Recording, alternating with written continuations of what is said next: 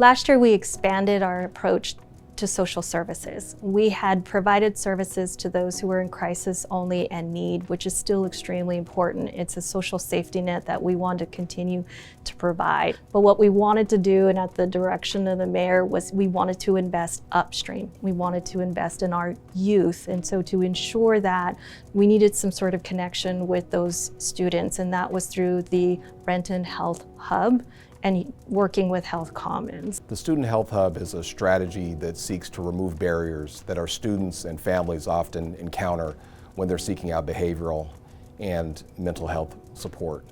And the big thing for us is that we don't believe that anyone's access to these resources and support should be dependent on who they know. So whether that's who the student knows, who the family knows, or who the school counselor knows.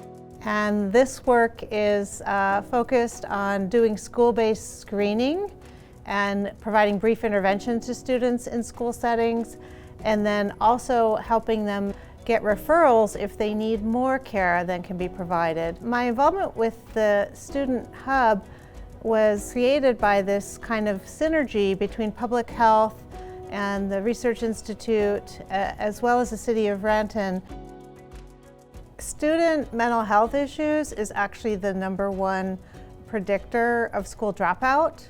And so students who have mental health issues really face increased odds of a lot of negative outcomes later in life. And so what the Student Health Hub is trying to do is really rectify that and see how we can all come together, coordinating all of those services and community-based organizations to create this hub that serves as a one-stop shop so that the students and the counselors can work together to get the services and supports that that student needs.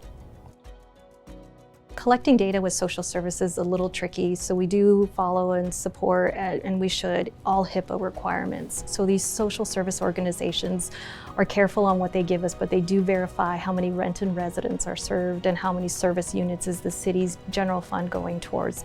So we're very consistent with that. We also make sure that there's qualitative data, who is being helped and how are they benefiting from this. So what we're looking for is what can we adapt by way of parks and recreational programming. We do want to make sure we're funding those organizations, again, to ensure access and resource, but we're looking to figure out how we can also, down the road, adapt our other operations and programs to continue to provide holistic and well-rounded support for students.